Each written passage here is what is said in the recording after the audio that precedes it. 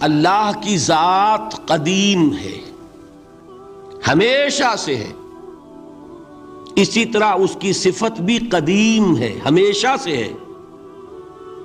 مخلوقات حادث ہیں، ان کی صفات بھی حادث ہیں۔ حادث قدیم کے مقابلے میں کہ پہلے نہیں تھی پھر ہو گئی، ایک فرق۔ اللہ کی ذات از خود ہے، کسی اور نے تو اس کو وجود نہیں بخشا نا۔ اللہ کا وجود از خود ہے، ذاتی ہے۔ کسی طرح اس کی صفات ذاتی ہیں، کسی اور کی عطا کردہ نہیں ہے۔ مخلوق کوئی ہو کسے باشد، ان کا وجود ذاتی نہیں عطائی ہے، اللہ نے دیا تو وجود ملا۔ اسی طرح ان کی صفات عطائی ہے، ذاتی نہیں۔ دو فرق ہو گئے۔ اللہ کی ذات مطلق ہے، لا محدود، اسی طرح اس کی صفات مطلق ہیں، لا محدود۔ مخلوق کی ذات محدود کسے باشد، صفت بھی محدود۔ تین فرق ہے، ذاتی عطائی، قدیم حادث، لا محدود محدود۔ تین فرق ذہن میں رہیں تو جو صفت بھی آپ اب بولیں گے اس میں یہ تینوں باتیں ذہن میں رہیں۔ سمجھ میں آ گئی بات؟ اب اس کا اطلاق کیجئے تو یہ علم غیب کا مسئلہ حل ہو جائے گا۔ یہ بھی لا ینحل سمجھا جاتا ہے نا۔ علم کسی کا بھی ہو، انسان، فرشتہ، اولیاء، انبیاء، رسول، حضور صلی اللہ علیہ وسلم، کسی کا بھی حادث ہے، قدیم نہیں ہے، عطائی ہے، ذاتی نہیں ہے، محدود ہے، لا محدود نہیں ہے۔ تین باتیں مان لیں، شرک نہیں ہوگا۔ ان میں سے ایک کو ساقط کر دیں، شرک ہو جائے۔ آئی بات سمجھ میں؟ اللہ کی قدرت ذاتی ہے، عطا کردہ نہیں۔ مخلوق میں جس کو قدرت حاصل ہے وہ عطائی ہے، ذاتی نہیں۔ اللہ کی قدرت لا محدود، یفعل ما یشاء فعال لما یرید علی کل شیء قدیر۔ ہم مخلوق کوئی بھی ہو، اس کی قدرت محدود۔ اللہ کی قدرت جب سے وہ ہے ہمیشہ سے ہے، ہمیشہ سے قدرت بھی ہے۔ اور مخلوق میں سے قدرت یہ حادث ہے۔ تینوں چیزیں سامنے رہیں، شرک نہیں ہوگا۔ ایک چیز کی بھی کمی ہو گئی، شرک ہو جائے گا۔ یہ ساری صفات پر لے آئیے۔ اللہ کی حیات ذاتی، ہماری عطائی، لائی حیات آئے، قضا لے چلی چلے، اپنے بس میں نہ آنا تھا نہ جانا ہے۔ زندگی اس کی عطا کردہ ہے، جب چاہے لے لے۔ اللہ کی حیات بھی ایسی ہے کیا؟ ذاتی، الحی۔ ہماری حیات محدود، ویسے بھی محدود، موت آئے گی شاید ختم ہو جائے۔ چلیے موت ختم نہیں کرتی، ہم سمجھتے ہیں کہ وہ ہماری ابدی ہے۔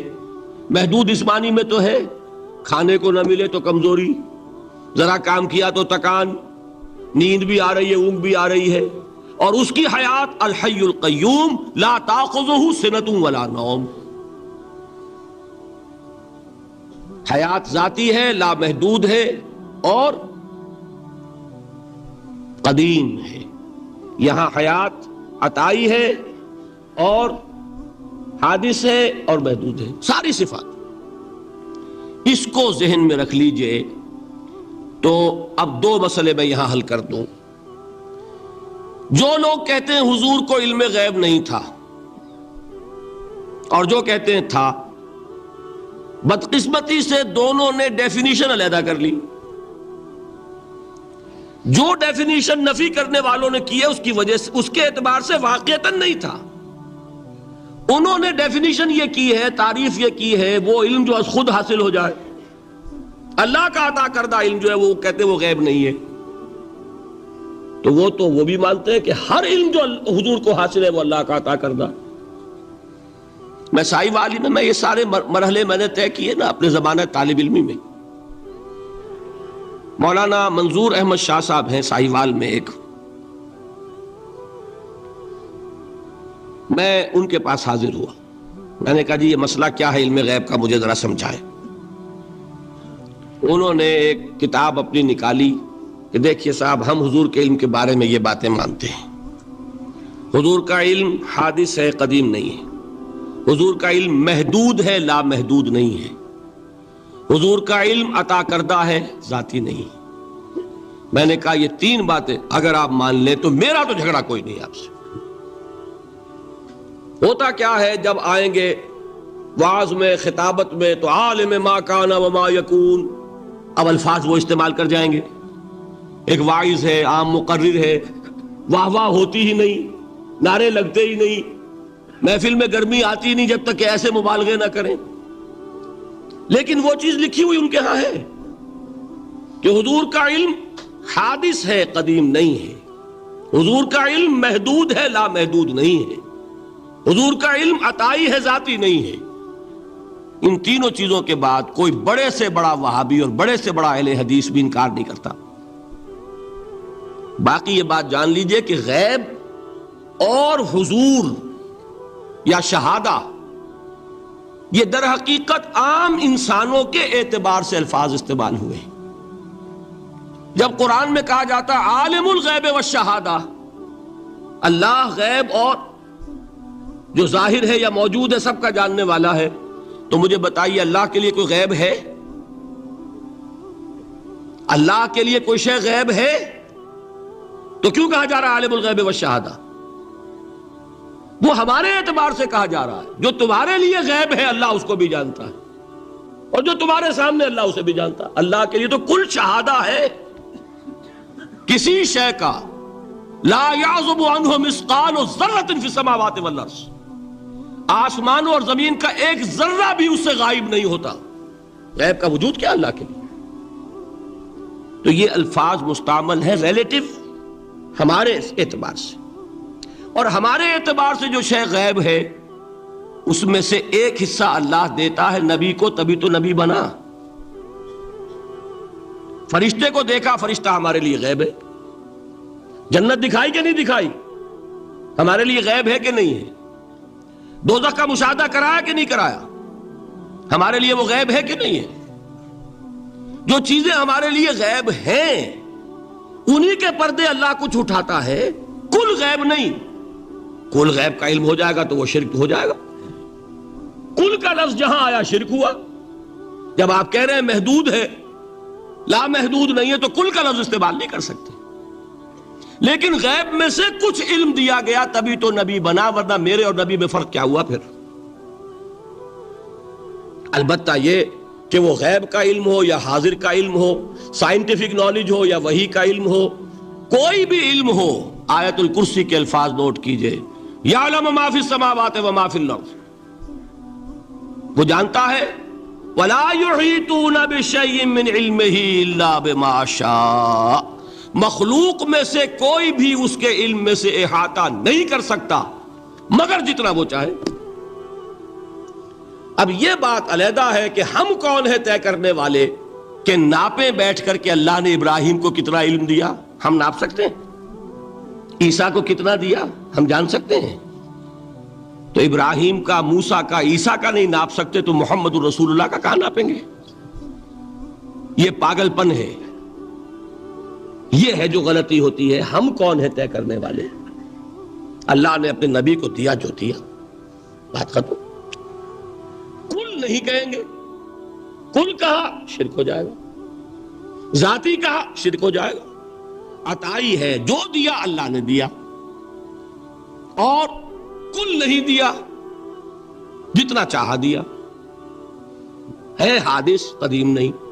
تینوں چیزوں مان لیجئے تو شرک کا کوئی شائبہ نہیں ہوگا. باقی جہاں ایک طرف قرآن میں وہ آیات ہیں کہ اللہ کے غیب کو کوئی نہیں جانتا، ٹھیک، وہاں یہ بھی ہے کہ لا یظہر غیبہ، لا یظہر علی غیبہ الا من ارتضی من رسول، وہ اپنے غیب پر قابو نہیں دیتا مگر اپنے رسول میں سے جس کو چاہے. یہ دونوں آیتیں قرآن کی ہے کہ نہیں؟ اسی لیے در حقیقت جو غیب کی نفی کرتے ہیں حضور سے، وہ کہتے ہیں کہ از خود معلوم ہونے والی شے غیب ہے۔ ہم کہتے ہیں از خود تو کوئی بھی شے کسی کو معلوم نہیں، ہمیں حاضر کا علم بھی اللہ ہی دیتا ہے تو ہوتا ہے، غیب کا تو بہت دور کی بات ہے۔ یہ مسئلے بڑے سیدھے ہیں، خام خواہ ہم نے پیچیدہ بنایا ہوا ہے۔ خدا کے لیے ان مسئلوں کو سلجھائیے اور جوڑیے، کاٹنے کی بجائے جوڑنے کی فکر کیجیے کہ بھائی یہ اپنی اپنی جگہ پر علیحدہ علیحدہ تم نے تعریفیں کر رکھی ہیں اس لیے جھگڑ رہے ہو، ورنہ دونوں باتیں صحیح ہیں۔ ایک مسئلہ ذرا اور زیادہ علمی ہے، میں ذرا پریشان ہو رہا ہوں کہ وقت زیادہ ہو رہا ہے، وہ مسئلہ ہے وحدت الوجود کا۔ ہمارے بہت سے صوفیہ وحدت الوجود کے قائل ہیں، اور ہمارے کچھ لوگ جو معترض ہیں وہ وحدت الوجود اور ہمہ اوست کو کنفیوز کر دیتے ہیں، ایک سمجھ لیتے ہیں۔ ہمہ اوست میں بیان کر چکا ہوں کہ بدترین شرک ہے، وحدت الوجود اور شے ہے، باریک بات ہے، سمجھ میں نہیں آتی عام لوگوں کے، سادہ ترین الفاظ میں آپ کو سمجھاتا ہوں۔ ایک نظریہ یہ ہے کہ اللہ ہی نے یہ روپ دھار لیا، یہ ساری چیزیں بالفعل موجود ہیں، یہ بھی ہے، یہ بھی ہے، یہ بھی ہے، اور یہ سب اللہ ہی ہے۔ یہ بدترین شرک ہے، شرک فی الذات۔ ایک لوگوں کی رائے یہ ہے کہ یہ کچھ ہے ہی نہیں، یہ سراب ہے۔ سراب میں کیا ہوتا ہے؟ آپ کو پانی نظر آتا ہے نا؟ ہوتا ہے پانی؟ نہیں۔ ہر چند کہے کہ ہے، نہیں ہے، ہے ہی نہیں، بس اللہ ہی ہے، یہ ہے ہی نہیں۔ دیکھیے ایک شعر ہے، کل ما فی الکون وہم او خیال او عکوس فی المرایا او ظلال۔ اس کائنات میں جو کچھ ہے یا تو وہم ہے، یا خیال ہے، یا جیسے شیشے میں عکس ہوتا ہے، آپ ادھر کھڑے آئینے کے نظر آ رہے ہیں، ادھر بھی ہے، ادھر کوئی نہیں۔ یا جیسے سایہ ہوتا ہے، سایہ درخت کا سایہ زمین پر پڑ رہا ہے، اس کا کوئی وجود ہے؟ تو ایک رائے یہ، آپ اس سے اختلاف کریں، اسے پاگل پن کہہ دیں، کیا بیوقوفی کی بات کر رہے ہیں؟ جو چاہے آپ کہہ دیں، شرک نہ کہیے۔ وہ کہتے ہیں موجود صرف ایک ذات اللہ کی ہے، حقیقتاً موجود، یہ جو کچھ نظر آ رہا ہے یہ موجود ہی نہیں ہے، اس کو شرک نہیں کہیں گے۔ اسے اختلاف کریں، کوئی ضروری نہیں ہے کہ آپ مانیں ان کی بات، میں یہ نہیں کہہ رہا کہ آپ ضرور مانیں۔ شیخ احمد سرہندی رحمت اللہ علیہ نے اسے سمجھایا ہے اس کائنات کی حقیقت کیا ہے، ایک مثال سے۔ ان کے نظریے کو وحدت الشہود کہتے ہیں نا، وحدت الشہود، وحدت الوجود۔ شاہ ولی اللہ دہلوی نے فیصلہ کیا ہے کہ دونوں میں باریک سا فرق ہے، کوئی فرق نہیں ہے، تعبیر کا فرق۔ وہ مثال دیتے ہیں کہ دیکھیے ایک مشعل لیجئے، مشعل کیا ہوتی ہے؟ ایک لکڑی ہے، اس کے ایک سرے کے اوپر آپ نے کپڑا وغیرہ باندھ کے تیل ڈال کے آگ لگا دی۔ شعلہ جوالہ ہے، ایک شعلہ، ٹھیک؟ وہ فرماتے ہیں کہ اس کو تیزی کے ساتھ ایک دائرے میں حرکت دیجئے، آپ کو آگ کا دائرہ نظر آئے گا؟ دیکھنے والے کو نظر آئے گا کہ نہیں؟ کیا دائرہ فی الواقع موجود ہے؟ بات ثابت ہو گئی کہ نہیں ہے، نظر آ رہا ہے۔ یہ فرماتے ہیں حضرت مجدد، ای الصنعت باری تعالی است، کہ معدوم را موجود می نمائند۔ یہ اللہ تعالیٰ کی صنائی ہے، خلاقی ہے، کہ جو شے ہے نہیں اس کو دکھا دیتے ہیں کہ ہے۔ جیسے آپ نے آج سی دائرہ دکھا دیا ہے نہیں، اس کائنات کا کوئی وجود نہیں۔ میں پھر عرض کروں گا آپ اس سے اختلاف کریں، اسے نہ مانیں، چھوڑ دیں اس کو، یہ مسئلے ہیں فلسفے کے، لیکن سوال یہ ہے کہ اس کو شرک نہیں کہیں گے آپ۔ شرک وہ ہے جب کہیں یہ بھی شے ہے اور خدا ہے، یہ بھی ہے اور خدا ہے، پتھر بھی ہے اور خدا ہے۔ جب یہ کہا جائے گا یہ ہے ہی نہیں، صرف خدا ہے، تو در حقیقت اس کو شرک نہیں کہیں گے، یہ وحدت الوجود ہے، یونٹی آف بینگ۔ اب اس کو میں ایک اور اعتبار سے سمجھا دوں گا تو مجھے امید ہے اللہ تعالیٰ اس کو آپ پر کھول دے گا۔ دیکھیے ایک ہمارا علم، ایک اللہ کا علم، ٹھیک؟ جب تقابل کریں گے تو کیا کہیں گے؟ اللہ کے علم کے مقابلے میں ہمارا علم ہے ہی نہیں. ٹھیک؟ اللہ کی قدرت کے مقابلے میں ہماری قدرت زیرو. اللہ کی مشیت کے مقابلے میں ہماری مشیت کچھ نہیں. وما تشاؤون الا ان یشاء اللہ. تم چاہ بھی نہیں سکتے جب تک کہ اللہ نہ چاہے. تو کیا ہوئی؟ خاک ہوئی. یہی آتے ہیں نا جو حدیث جس میں کہ دعا استخارہ حضور نے تلقین فرمائی، اور صحابہ فرماتے ہیں کہ حضور نے ہمیں اس طرح سکھائی یہ دعا استخارہ جیسے قرآن سکھایا. اس میں الفاظ کیا ہیں؟ فَإِنَّكَ تَعْلَمُ وَلَا أَعْلَمُ وَتَقْدِرُ وَلَا أَقْدِرُ. اے اللہ تجھے قدرت حاصل ہے، مجھے کوئی قدرت حاصل نہیں. اگر ظاہری الفاظ پر جائیں گے تو یہ تو خلاف واقعہ بات ہے. کیا حضور کو کوئی علم حاصل نہیں تھا؟ یہاں تو حضور فرما رہے فَإِنَّكَ تَعْلَمُ وَلَا أَعْلَمُ. یا چلیے اگر کوئی اور عام انسان کہتا ہے میں نہیں جانتا، تو کیا کوئی علم حاصل نہیں اسے؟ کچھ نہ کچھ علم تو ہے نا. لیکن اللہ کے علم کے مقابلے میں وہ نہ ہونے کے برابر ہے. اسی طریقے سے سمجھ لیجئے اللہ کے وجود کے مقابلے میں اس کائنات کا وجود نہیں ہے. بات ختم ہو گئی، مسئلہ صاف ہو گیا. حقیقی وجود صرف اللہ کا ہے. یہ اعتباری ہے، یہ ٹرانزینٹ. All is change پینٹارہائم. بدل رہی ہے ہر شے، کسی چیز کو ثبات نہیں. آپ ایک لمحے پہلے جو آپ تھے وہ آپ، ایک لمحے بعد وہ آپ نہیں ہیں، بدل گئے آپ. ایک تسلسل ہے آپ کا کہ آپ سمجھتے ہیں کہ آپ وہی ہیں کہ جو آج سے 10 سال پہلے تھے. کیا آپ وہی ہیں؟ بدل چکے. خون پورا بدل چکا، نہ معلوم کتنی دفعہ بدل چکا. کھال بدل چکی. یہ تو معلوم یہ ہوا کہ یہ جو کچھ ہے ٹرانزینٹ ہے، عارضی ہے، فانی ہے، نہ ہونے کے برابر ہے. وجود برحق صرف اللہ. یہ بھی در حقیقت اسی شرک فی الوجود کی بات ہے. اگر ہم یہ کہیں کہ اللہ بھی موجود ہم بھی موجود، یہ کیا ہو گیا؟ شرک فی الوجود. اسی کو کہا ہے غالب نے جارو بلا بیار کہ این شرک فی الوجود، با گرد فرش و سینہ با ایوان برابر است. اگر آپ کے گدے کے اوپر گردہ پڑ گیا ہو تو جھاڑتے ہیں نا، فرش کے اوپر گردہ ہے تو جھاڑو سے صاف کرتے ہیں. غالب کہتا ہے کہ اگر تمہارے دل میں یہ گردہ آ گیا ہے کہ تم بھی موجود ہو، اللہ بھی موجود ہے، تو لا کی جھاڑو سے صاف کر دو اس گردے کو، کہ یہ شرک فی الوجود ہو جائے گا. ہم نہیں ہیں بھائی، ہمارا کیا وجود، ہماری کوئی کیا حقیقت ہے؟ اللہ ہی ہے. بس یہ ہے اصل میں. پھر میں عرض کروں گا کوئی قبول کرے نہ کرے، اسے گمراہی کہے، اس کو جھوٹ کہے، اسے پاگل پن کہے، میں نہیں جھگڑوں گا. لیکن شرک نہیں کہہ سکتے آپ اس کو. شرک وہ ہماوست ہے، اس میں اور اس میں زمین و آسمان کا فرق. اب آئیے آخری شرک، شرک فی العبادت یا شرک فی الحقوق. اللہ کے حقوق کے لیے ایک لفظ استعمال کریں گے تو وہ کیا ہے؟ عبادت. وما خلقت الجن والانس الا لیعبدون. میں نے جنوں اور انسانوں کو پیدا ہی اس لیے کیا کہ میری عبادت کریں. اب عبادت میں شرک اگر ہوگا تو یہ شرک کی تیسری قسم ہو جائے گی. عبادت میں شرک سے مراد کیا ہے اس کو سمجھیے.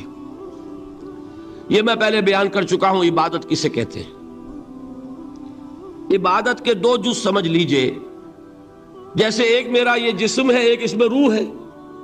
روح نظر نہیں آتی، نظر جسم آتا ہے، لیکن اس جسم کا سارا وجود اس روح سے ہے. چلیے روح کو چھوڑیں، جان. جان کیا کس بلا کا نام ہے؟ کسی کو نظر آئی آج تک؟ لیکن یہ جان ہی ہے جو اس جسم کو قائم رکھے ہوئے. اسی طرح عبادت کا ایک جسم ہے، ایک جان ہے. جسم کیا ہے؟ اطاعت، اللہ کی بندگی، ہما تن بندگی، ہما وجوہ بندگی، ہما وقت بندگی. یہ تو بیان کر چکا نا. اور روح کیا ہے؟ محبت، اللہ کی محبت. اطاعت جبر سے کی جاتی ہے تو وہ عبادت نہیں کہلاتی. انگریز کی اطاعت ہم کرتے تھے نا، لیکن کیا عبادت کرتے تھے؟ بات سمجھ میں آئی؟ اطاعت تو کر رہے تھے، عبادت نہیں۔ عبادت اس اطاعت کو کہتے ہیں جو کسی ہستی کی محبت سے سرشار ہو کر ہمہ وقت ہمہ تن ہمہ وجوہ کی جائے۔ تو جسد ظاہری کیا ہے عبادت کا؟ اطاعت، اور روح کیا ہے؟ محبت۔ اب ان دونوں کے اعتبار سے شرک کیا ہے، توحید کیا ہے، اس کو سمجھ لیجئے۔ اور یہ ہیں وہ چیزیں جو میں نے عرض کیا تھا کہ بالکل الجبرا کے فارمولوں کی طرح کی بات ہے۔ اطاعت میں توحید کیا ہے کہ مطاع مطلق صرف اللہ، ٹھیک، باقی ساری اطاعتیں اللہ کی اطاعت کے تابع۔ نفی نہیں ہے، والدین کی اطاعت کرو، لیکن جہاں والدین حکم دیں اللہ کے حکم کے خلاف، بات ختم، اطاعت نہیں ہوگی۔ بیوی شوہر کی اطاعت کرے، آپ اولو الامر کی اطاعت کریں، شاگرد استاد کی اطاعت کرے، مرید پیر کی اطاعت کرے، لیکن کیا پیر کو یہ بھی حق ہے کہ اللہ کے کسی حکم کو منسوخ کر دے، رسول کے کسی حکم پر اپنے حکم کو ور کرے، بالا تر رکھے؟ سمجھ میں آ گیا؟ اصول کیا ہے کہ اطاعت مطلق unconditional unlimited obedience is due only to Allah. All the other obediences are limited by His injunctions. اس کو حضور نے کیسے بیان کیا؟ لا طاعت لمخلوق فی معصیت الخالق۔ مخلوق میں سے کسی کی اطاعت نہیں ہوگی جس میں خالق کی معصیت لازم آ رہی ہو۔ جہاں اللہ کا کوئی حکم نہیں ہے آپ میرا حکم مان لیجئے، یہ شرک نہیں ہوگا۔ جہاں اللہ کا حکم ہے اس کے خلاف میں حکم دوں اور آپ مان لیں تو یہ شرک ہو جائے۔ بات سمجھ میں آ گئی کہ نہیں؟ اب اس کو اپلائی کیجئے۔ ایپلیکیشن بالکل انڈیویجول لیول پر کیجئے۔ پہلے اللہ کا حکم کیا ہے؟ فجر کا وقت ہو گیا، نماز پڑھو۔ نفس کا حکم کیا ہے؟ سو۔ آپ نے اطاعت کی نفس کی، آپ کا مطاع کون ہوا؟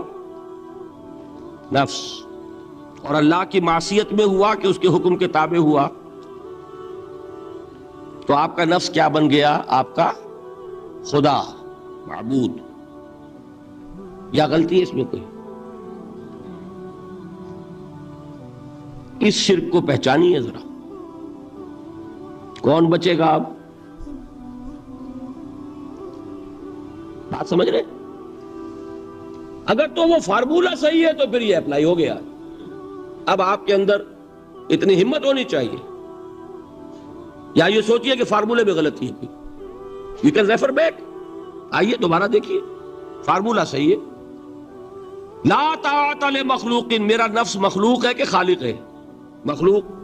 میں نے اپنے نفس کی اطاعت کی اپنے خالق کی معصیت میں، تو میرا مطاع کون ہوا؟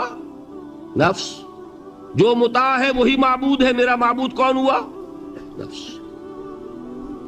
اس کو کہتے ہیں مولانا روم، نفس ما ہم کم ترس فرعون نیست، لیکن اورا اون ایرعون نیست۔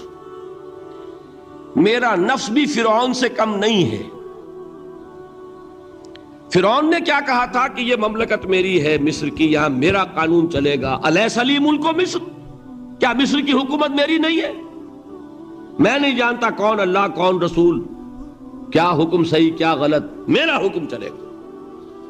تو میرا نفس بھی تو یہی کہتا، میں نہیں جانتا کیا اللہ کا حکم کیا رسول کا حکم، میری مرضی پوری کرنی پڑے گی، میری خواہش، میری چاہت، میری تمنا وہ پوری کرنی پڑے گی، اور ہم ہاتھ جوڑ کر اس کے آگے کھڑے ہو جائیں کہ بھائی ٹھیک ہے جو تیری مرضی، اللہ کی مرضی پیچھے، تیری مرضی پہلے۔ تو معبود کون ہوا؟ نفس ما ہم کم ترس فرعون نیست، لیکن فرعون ایرعون نیست. ٹھیک، قرآن سے سند چاہیے. قرآن نے فرمایا ارائیت من اتخذ الہہ ہواہ، کیا تم نے دیکھا اس شخص کو جس نے اپنے خواہش نفس کو اپنا الہ بنا رکھا ہے؟ الہ کا لفظ وہ ہے جو آپ کے کلمہ طیبہ میں ہے، کہہ رہا ہے لا الہ الا اللہ اور تسبیح پڑھ رہا ہے لا الہ الا اللہ، اور جب فارغ ہوتا ہے تو نفس کو فوراً معبود بنا لیتا ہے. ارائیت من اتخذ الہہ ہواہ، کیا تم نے دیکھا اس شخص کو جس نے بنا لیا اپنی خواہش نفس کو اپنا معبود. اچھا، اسی کو میں اب ٹاپ پر لے جا رہا ہوں، درمیان میں فل ان دی بلینکس آپ کر لیجئے گا. یہ میں نے کہا تھا انڈیویجول میں. اب آئیے کلیکٹیو لائف جو ہے، قومی زندگی، اس میں سب سے اونچی چیز کیا ہوتی ہے؟ کسی بھی ریاست کا دستور. دستور میں کیا بات طے ہوتی ہے؟ اولین کہ حاکمیت کس کی ہے. ٹھیک، اگر آپ نے کہا جمہور کی حاکمیت ہے، کسی نے کہا فلاں خاندان کی حاکمیت ہے، کیا ہوا؟ یہ ہوا کہ نہیں؟ گھبرا کیوں رہے ہیں؟ پکڑے نہیں جائیں گے. بات تو صحیح کہیے. قرآن کیا کہتا ہے؟ ان الحکم الا للہ. قرآن کی آیت ہے کہ نہیں؟ یہ نہیں ہے کہ تمہارا کوئی اختیار نہیں، تمہارا اختیار ہے، تم قانون سازی کر سکتے ہو، but within the limits of the injunction of the Quran and the Sunnah. اگر تم نے حاکمیت مطلقہ کا دعویٰ کیا، جو چاہوں حکم دوں، جو چاہے ہم قانون بنائیں، تو یہ حاکمیت مطلقہ ہے، اور یہی اس دور کا سب سے بڑا شرک ہے. قبر پرستی کا شرک سب کو معلوم، یہ شرک نہیں معلوم. جمہوریت ان اٹس ایسنس اس دنیا کا سب سے بڑا شرک ہے اس دور کا. Human sovereignty in any form, individual ہے تو شرک، اگر وہ پاپولر سوورنٹی ہے تو شرک، کوئی فرق نہیں واقع ہوتا. اقبال نے ایسی باتیں جو کہی ہیں وہ اصل میں اس دور کے شرکوں کو پہچانا اقبال نے، اس لیے کہ اس دور کے فلسفوں کو علماء نے پڑھا نہیں. وہ سطحی طور پر جو الفاظ ہیں ان سے کچھ بات سمجھ لیتے ہیں، گہرائی میں اتر کر فلسفہ کیا ہے، حاکمیت کسے کہتے ہیں، جمہوریت کسے کہتے ہیں. جمہوریت is popular sovereignty, know limits. جو بھی لیجسلیٹو اتھارٹی ہے، عوام کے نمائندے جو قانون چاہے بنائیں، وہ ہم جنسی کو جائز کرنا چاہے اختیار ہے. دو مردوں کو میاں بیوی کی حیثیت سے لائسنس دیں رہنے کے لیے، لیگل لائسنس جائز ہے، قانون ان کا مرضی ہے، جو چاہے بنائیں. They don't accept any limitation to their legislative authority. We are sovereign. کیا مطلب؟ ہم جو چاہے قانون بنائیں. یہی تو شرک ہے. کیا کہا اقبال نے؟ ہم نے خود شاہی کو پہنایا ہے جمہوری لباس، جب ذرا آدم ہوا ہے خود شناس و خود نگر. ابلیس کا ایک چیلا کہتا ہے کیوں گھبراتے ہو جمہوریت سے؟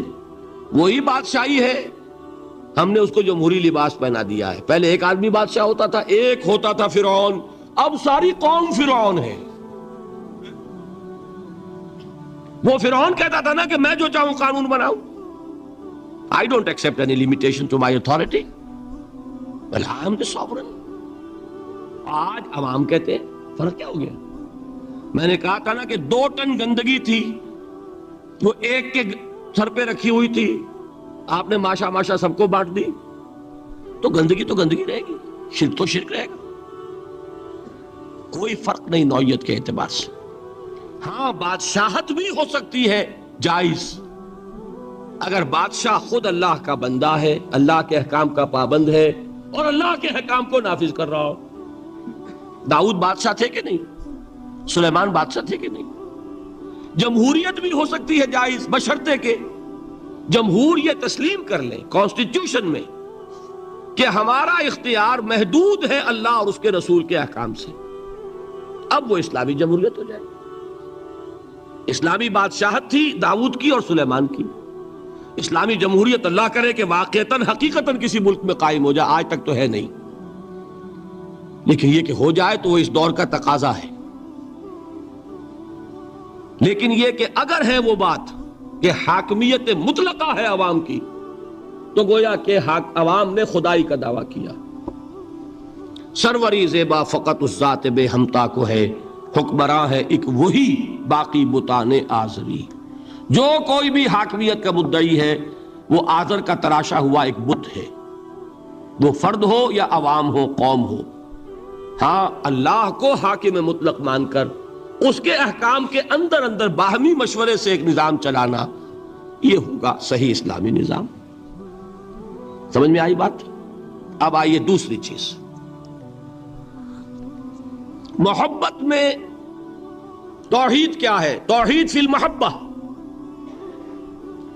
یہاں بھی محبت کی نفی نہیں ہے. شوہر بیوی سے محبت کرے، بیوی شوہر سے محبت کرے، والدین اولاد سے کریں، اولاد والدین سے کرے، لیکن اللہ کی محبت سب سے بالا تر. یہ ہے توحید. کوئی ایک محبت بھی اللہ کی محبت کے برابر ہو گئی تو شرک، اور کوئی محبت اللہ کی محبت سے اونچی ہو گئی تو اب شرک سے اوپر کوئی لفظ ہمارے پاس ہے نہیں. میں نے کہا تھا نا کہ یہ تو ہماری زبان کی محدودیت ہے، ورنہ تو وہ شرک سے اوپر کا کوئی لفظ ہونا چاہیے نا. برابر ہو گئی تو شرک ہے. ہاں، ساری محبتیں اللہ کی محبت کے تابع. توحید کیا ہے؟ والذین آمنوا اشد حبا للہ. اشد، اہل ایمان وہ ہیں جو اللہ کی محبت میں سب سے شدید ہے. یہ نہیں وطن سے محبت کرو کوئی حرج نہیں، گھر سے محبت کرو کوئی حرج نہیں، بیٹے سے کرو، اولاد سے کرو، مال سے کرو، کوئی حرج نہیں، لیکن مال کی محبت اللہ کی محبت کے برابر نہ ہو جائے یا اس سے اوپر نہ ہو جائے. اولاد کی محبت اللہ کی محبت سے اوپر نہ چلی جائے. وطن کی محبت، قوم کی محبت اللہ کی محبت سے اوپر نہ چلی جائے.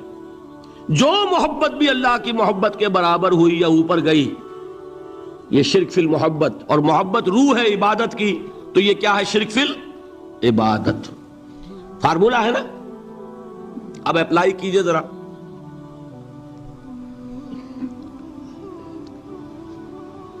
آپ کو معلوم ہے کوئی شے آپ کے لیے لینی حرام ہے، رشوت ہے کوئی پیش کر رہا ہے، حرام ہے،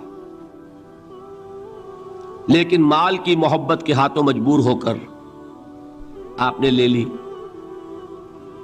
محبوب تر کون ہے، اللہ یا مال؟ نہیں، اس معاملے میں کون ہے؟ وہ تو مال ہے نا. مشکل ہے، ماننا مشکل ہے. وہ تو چاہتے ہیں شرک کے موضوع پہ تقریر ہو تو بس وہی دو چار مسئلے جو ہیں انہی پر دھواں دار تقریر ہونی چاہیے، ہمیں کوئی نہ چھیڑے. براہیمی نظر پیدا مگر مشکل سے ہوتی ہے، حوث چھپ چھپ کے سینوں میں بنا لیتی ہے تصویریں. باہر کے بت آپ توڑ دیں گے، یہ اندر جو بت خانہ آباد ہے اسے کون توڑے گا؟ مال محبوب تر ہو گیا اللہ سے، تو آپ کا معبود حقیقتاً کون ہے؟ مال. آپ کو کیا کہا جانا چاہیے؟ زرپرست. دعویٰ کیا ہے؟ خدا پرستی کا، حقیقت میں ہے زرپرست. اور اگر دلیل چاہیے تو حضور کا فرمان، تعس عبد الدینار وعبد الدرہم. ہلاک ہو جائے یا ہلاک ہو گیا درہم و دینار کا بندہ. کون ہے درہم و دینار کا بندہ؟ جس کے لیے درہم و دینار اتنے محبوب ہو جائیں کہ وہ اس کے لیے اللہ کے احکام کو توڑ دے. تو وہ کس کی بندگی کر رہا ہے؟ دولت کی. نام کیا ہے؟ عبد الرحمن. حقیقت میں کیا ہے؟ عبد الدینار. نام تو رکھنا آسان ہے، ماں باپ نے رکھ دیا. یہ محمد فرما رہے ہیں صلی اللہ علیہ وسلم، عبد الدینار و عبد الدرہم. درہم و دینار کا بندہ، اور لفظ عبد. ٹھیک ہے، اب اپنا جائزہ لے لیجئے. اللہ تعالی ہمیں توفیق دے کہ ہم اپنے اندر جھانکیں کہ شرک کون کون سے ہے، کہاں کہاں ہے. ہمیں چھپ چھپ کے سینوں میں بنا لیتی ہے تصویریں. اب اس کو اوپر لائیے اجتماعی سطح پر. جیسے میں نے آپ کو بتایا، کسی بھی ریاست جو ہے، کانسیپٹ آف اسٹیٹ، یہ ہائیسٹ ایوالوڈ فارم ہے انسان کی اجتماعی تصورات کی، جس کو میں نے کبھی کہا تھا سوشل ایوولوشن، تمدنی ارتقاء. اس کی بلند ترین شکل کیا ہے؟ Concept of state. اس میں دو چیزیں بنیادی ہیں، ایک حاکمیت کا تصور، حاکمیت کس کی ہے، اور دوسرے اس میں رہنے والوں کو باہم جوڑنے والی شے کون سی ہے، انہیں ایک قوم بنانے والی شے کون سی ہے، ایک نیشن. کوئی ایک مشترک محبت ہوگی تو وہ جڑ جائیں گے. ٹھیک ہے، کسی شے کی محبت کو سپریم کر دو ان کے دلوں میں، جس سے کہ یہ پھر باہم ایک دوسرے سے پیوست ہو جائے. اسی کا نام ہے نیشنلزم، وطن کی محبت، ٹیریٹوریل نیشنلزم. اس دور کا یہ قوم کی تشکیل کے اندر سب سے اہم عنصر کیا ہے؟ وطن کی. اور یہ وطن کی محبت جب اصل شے ہو جائے گی آپ کو جوڑنے والی، تو وطن آپ کا کیا بن جائے گا؟ معبود. وطنیت جو ایک سیاسی کانسیپٹ ہے، اس کے اعتبار سے اس دور کا سب سے بڑا شرک. یہ بات ذرا آسانی سے سمجھ میں آنے والی نہیں. وطن کی جے، یہ کیا ہے؟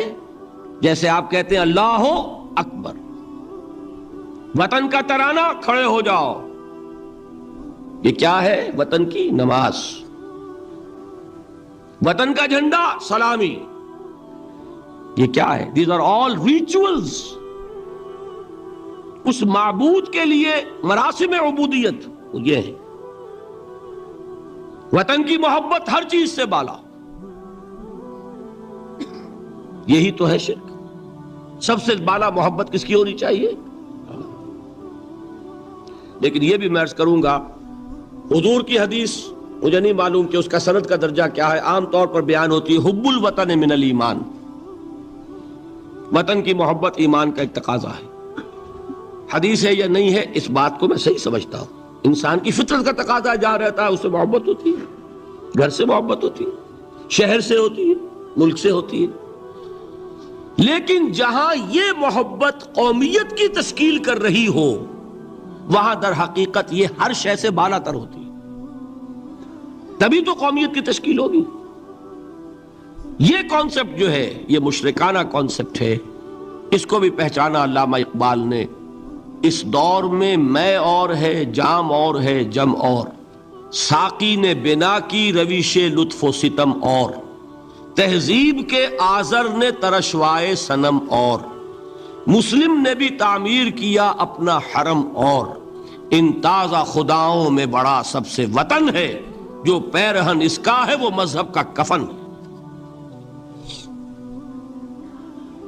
نظارہ دیری نہ زمانے کو دکھا دے، اے مصطفی خاک میں اس بت کو ملا دے.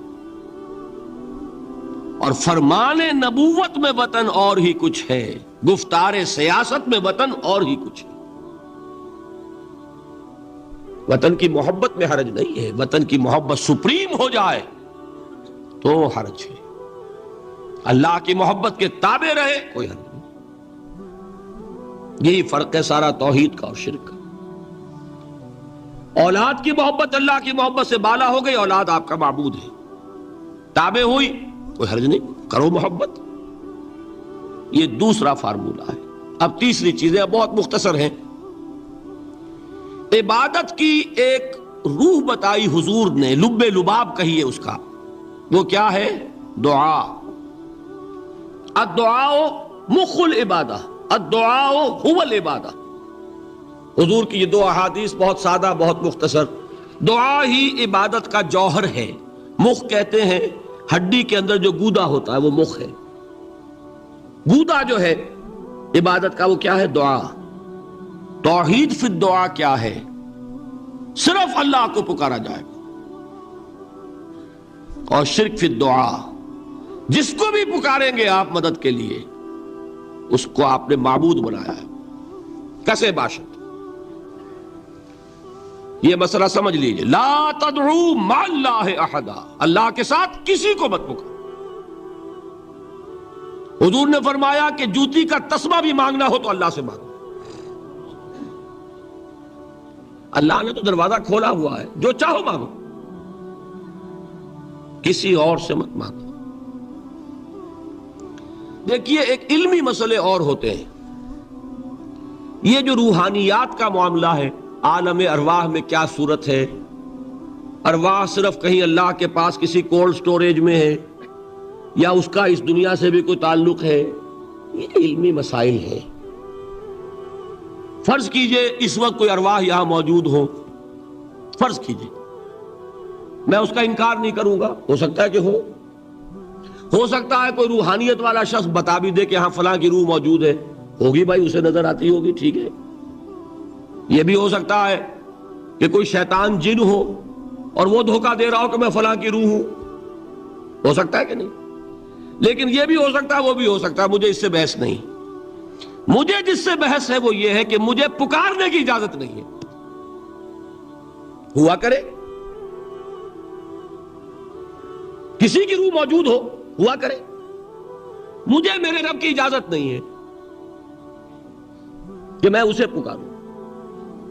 مدد مانگوں گا اللہ سے، دعا کروں گا اللہ سے، استغاثہ کروں گا اللہ سے، تکلیف کے لیے دہائی دوں گا اللہ کی. اب اللہ جس سے چاہے کروا دے، کسی روح کو بھیج دے، کسی فرشتے کو بھیج دے. مجھے کیا ہے؟ مجھے آم کھانے ہیں، پیڑ نہیں گننے. فلاں روح نے آگے کام کر دیا، کرے بھائی، میرا کام بننا چاہیے. اور فرشتہ آ گیا، اس نے کام بنا دیا، کرے، مجھے کیا غرض ہے اس سے، میرا کام بننا چاہیے. میرا مسئلہ یہ ہے کہ مجھے پکارنا ہے صرف اللہ. اللہ کو اس کی بھی قدرت ہے کسی کو نہ بھیجے، نہ کسی روح کو بھیجے، نہ ملائکہ کو بھیجے، بغیر کسی کے جو چاہے کر دے. اللہ کا مرضی ہے، وہ چاہے کسی روح کو بھیج دے، کسی فرشتے کو بھیج دے. مجھے اس سے غرض ہی کوئی نہیں. مجھے تو اپنی تکلیف کا دور ہونا مطلوب ہے، اس کے لیے میں پکاروں گا. سمجھ رہے؟ دیکھیے میں سادہ ترین کر رہا ہوں مسئلہ. عبد القادر جیلانی کی روح یہاں ہے یا نہیں، حضور کی روح انور یہاں ہے یا نہیں، یہ تو علمی مسئلہ ہو گیا نا. یہ فرشتے یہاں ہیں کہ نہیں، کوئی اختلاف ہے؟ میں پکار سکتا ہوں اسے کہ بھائی ذرا میرا کام کر دینا ہے. یہ کروں گا تو شرک. موجود ہیں کرامن کاتبین ہے کہ نہیں؟ موجود ہونا نہ ہونا یہ مسئلہ علمی. جو اصل میں شرک سے متعلق مسئلہ ہے وہ یہ ہے کہ پکارنے کی اجازت نہیں. دیکھیے حضور کی ایک حدیث ہے اور یہ ایک ہمارے لیے خوشخبری ہے. آج 8واں دن ہے آپ اپنی نیند کی قربانی دے رہے ہیں، آ رہے ہیں، سن رہے ہیں. یہ حدیث بھی سن لیجئے، بشارت والی حدیث ہے. مجتمع قوم فی بیت من بیوت اللہ، نہیں جمع ہوتے کچھ لوگ اللہ کے گھروں میں سے کسی گھر میں. اس کا مصداق اول تو مسجد ہوگی، لیکن تقریباً تمام محدثین نے مانا ہے کہ صرف مسجد تک محدود نہیں ہے، سب گھر اللہ کے ہیں. یہ جگہ کس کی ہے؟ تو عام ہے یہ چیز، لیکن مسجد کا ہوگا تو وہ مصداق اول ہو جائے گا. مجتمع قوم فی بیت من بیوت اللہ یتلون کتاب اللہ ویتدارسونہ بینہم. کام کیا کر رہے ہوں کہ اللہ کی کتاب پڑھ رہے ہوں، وہ سمجھ رہے ہوں، سمجھا رہے ہوں. تو کیا ہوتا ہے الا نزلت علیہم السکینہ، ان پر اللہ کی طرف سے سکینت کا نزول ہوتا ہے، وغشیتہم الرحمہ، رحمت خداوندی انہیں ڈھانپ لیتی ہے، وحفتہم الملائکہ، فرشتے ان کے گرد گھیرا ڈال لیتے، وذکرہم اللہ فی من عندہ، اور اللہ ذکر کرتا ہے ان کا ملائکہ مقربین کی محفل میں۔ دیکھو تم کہتے تھے یہ انسان بڑا گھٹیا ہے، میرے وہ بندے اس وقت میرے گھر میں جمع ہے صرف میرے کلام کو سمجھنے کے لیے۔ اللہ فخر کرتا ہے، ذکر کرتا ہے اللہ اس محفل میں فی من عندہ، تو فرشتے ہیں کہ نہیں؟ ان فرشتے کو پکار نہیں سکتے۔ اگر آپ نے یا جبرائیل میرا یہ کام کروا دو، تکلیف میری رفع کر دو کہا اور شرک ہوا، یا میکائیل اور یا اسرافیل، اسی طرح اگر آپ نے کسی اولیاء اللہ کے ارواح میں سے کسی کو پکارا، اسی طرح اگر آپ نے انبیاء کو پکارا، جس کو بھی پکارا وہ شرک ہو جائے گا۔ پکارنے کی اجازت نہیں ہے، پکارو صرف اللہ کو، اللہ جس کے ذریعے سے آپ کا کام کرائے اس کا اختیار۔ باقی رہ گئے علمی مسئلے، بعض لوگ کچھ اگر شاہ ولی اللہ دہلوی نے اپنے کچھ روحانی تجربے لکھ دیے، وہ اس کو شرک بنائے پھر رہے ہیں، یہ تو شرک ہو گیا، مشرک ہو گیا، یہ ہو گیا۔ بھائی وہ علمی مسائل ہیں، مثال کے طور پر اس میں پھر عرض کروں گا، کوئی اختلاف کرے اتفاق کرے۔ شاہ ولی اللہ نے یہ لکھا ہے کہ اولیاء اللہ کی ارواح ان کے انتقال کے بعد ملائکہ کے طبقہ اسفل میں شامل کر دی جاتی ہیں، اور اللہ جیسے اپنے احکام کی تنفیذ فرشتوں سے کرواتا ہے، ایسے ہی ان کو بھی اس کام میں لگا دیتا۔ اب یہ ایک علمی مسئلہ ہے یا نہیں ہے مجھے کیا پتا، کوئی خاص دلیل شاہ صاحب نے بھی نہیں دی، میں بھی مانتا ہوں، جو دلیلیں دی ہیں اس پر میرا بھی دل مطمئن نہیں ہوا، ٹھیک، لیکن یہ ایک علمی بات ہے۔ اب کہہ بھی رہے طبقہ اسفل، ملائکہ کا طبقہ اعلیٰ نہیں، اسفل۔ اللہ تعالیٰ کی ایک بیوروکریسی ہے، اس بیوروکریسی کے نچلے درجے میں اگر یہ بھی شامل ہو جائے تو میرا کیا بگڑتا ہے؟ فرشتے بھی ہیں، وہ بھی ہو جائے، وہ بھی اللہ کے احکام کی تنفیذ کر رہے ہیں، وہ بھی کر دیں۔ اصل مسئلہ یہ کہ مجھے اجازت نہیں ہے، میں طبقہ اعلیٰ کے فرشتے کو نہیں پکار سکتا، اسفل کو کیا پکاروں گا؟ میں جبرائیل کو نہیں پکار سکتا، سید الملائکہ انہیں نہیں پکار سکتا۔ یہ ہے اصل بات۔ نداء لغیر اللہ، اللہ کے سوا کسی اور سے دعا، کسی اور سے استغاثہ، استدعاء، استمداد، یہ استعانت، یہ ہے اصل میں شرک۔ لیکن یہ علمی مسائل کو علمی مسائل کی جگہ رکھیے، آپ کو اچھی لگے مانے، نہیں اچھی لگے نہ مانے۔ شرک اور توحید کی بات اور ہے، شاہ ولی اللہ مشرک ہو جائیں گے تو موحد کون رہے گا؟ احمد سرہندی مشرک ہو جائیں گے تو پھر موحد کون رہے گا؟ لیکن یہ کہ کچھ لوگ ہمارے ہاں، اللہ تعالیٰ انہیں ہدایت دے، پاکستان میں ہیں ایسے سرفرے لوگ جو ان سب کو مشرک قرار دے رہے ہیں، اور بڑے نہ معلوم کتنے بڑے موحد اپنے آپ کو سمجھتے ہوں گے، جن کے نزدیک اشرف علی تھانوی مہا مشرک، وہ تو مشرک نہیں، مہا مشرک۔ اللہ تعالیٰ ہدایت دے، میں نام نہیں لیتا کسی کا، لیکن یہ جان لیجیے اصل غلطی کیا ہے کہ ان علمی مسائل کو یہاں لا رہے ہیں۔ وہ علمی مسائل ہے، کوئی مانے نہ مانے۔ مجھے بھی، میں نے آپ سے کہا کہ شاہ ولی اللہ کا میرے دل میں اتنا احترام ہے کہ میرے نزدیک دور صحابہ کے بعد امت میں جامعیت کے اعتبار سے سب سے چوٹی پر شاہ ولی اللہ۔ امام غزالی اور امام ابن تیمیہ کو جمع کریں گے تو شاہ ولی اللہ بنے گا، یہ میرا ہے کہ خیال ہے، لیکن مجھے ان کی اس رائے سے اختلاف ہے۔ میں آپ سے کہہ رہا ہوں کہ مجھے کنونس نہیں کر سکے، ان کی دلیل جو ہے وہ مجھے وزنی نظر نہیں آئی، واللہ عالم، بات ختم ہو گئی۔ لیکن معاذ اللہ ثم معاذ اللہ اس کو شرک قرار دے دیں۔ بات آ گئی تیسری سمجھ میں۔ چوتھی چیز، عبادت کے بعض مظاہر یا افعال ایسے ہیں جو صرف اللہ کے لیے خاص ہیں، مثلا سجدہ، نذر، یہ صرف اللہ کے لیے. یہ وہ چیز ہے کہ غیر اللہ کے لیے کسی بھی نیت سے کیا جائے گا شرک ہو جائے گا. سجدہ تعظیمی کوئی قبر کو کر رہا ہے، کوئی اپنے پیر کو کر رہا ہے، اور درباروں میں بادشاہوں کو ہوتا ہے، اب بھی ہوتا ہے. کسی نیت سے ہو، کسی کے لیے کیا جائے شرک ہے. یہی سجدہ تعظیمی تھا جس کا رواج تھا مغل دربار میں. یہ کورنش آپ تو کہتے ہیں نا اس سڑک کو جو ساحل کے ساتھ ساتھ چلتی ہے، وہ کورنش بجا لانا کیا ہوتا تھا دربار میں؟ رکوع سے بھی نیچے، یعنی رکوع اور سجدے کے درمیان ہوتا آدمی جب وہ کورنش میں ہوتا ہے، اس طرح جھک کر آداب بجا لانا، یہ ان کے ہاں رواج تھا.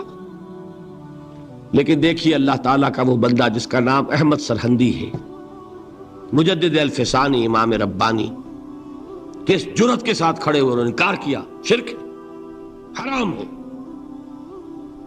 اب جو وہ مولوی تھے درباری، انہوں نے کانوں میں بادشاہ کے کان بھرے، بڑا باغی ہے، باغیانہ باتیں کر رہا ہے، اس کی پیشی ہونی چاہیے.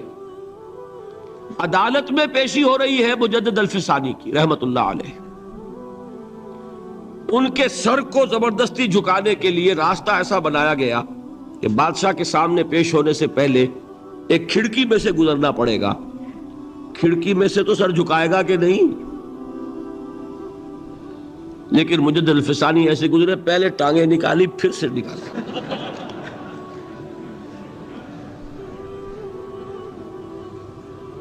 یہ کوئی کٹ ملا نہیں تھا، مجدد الفسانی. گردن نہ جھکی جس کی جہانگیر کے آگے، جس کے نفس گرم سے ہے گرمی احرار. وہ ہند میں سرمایہ ملت کا نگہباں، اللہ نے بر وقت کیا جس کو خبردار. حاضر ہوا میں شیخ مجدد کی لحد پر، وہ خاک کے ہے زیر فلک مطلع انوار. نہیں، گردن نہیں جھکے گی. سجدہ صرف اللہ کے لیے. بندہ مومن کی گردن کٹ سکتی ہے، جھک نہیں سکتی. کسی بھی نیت سے کسی بھی شخص کے لیے. ہمارے ہاں ویسے بزرگوں سے ملتے ہوئے ذرا جھک جانا، یہ تو ایک معاملہ اور ہے، ذرا سا آدمی اپنے آپ کو اپنی ان کی تعظیم کے لیے. لیکن یہ جان لیجئے کہ جھکنا بس تھوڑا سا ہی ہونا چاہیے. یہ 10 ڈگری سے زیادہ ہوا تو کام خراب ہو جائے گا. یہ اس سے زیادہ کا جھکنا جو ہے وہ کسی طور سے جائز نہیں. سجدہ اور نظر یہ صرف اللہ کے لیے. یہ چوتھی چیز آئی عبادت میں.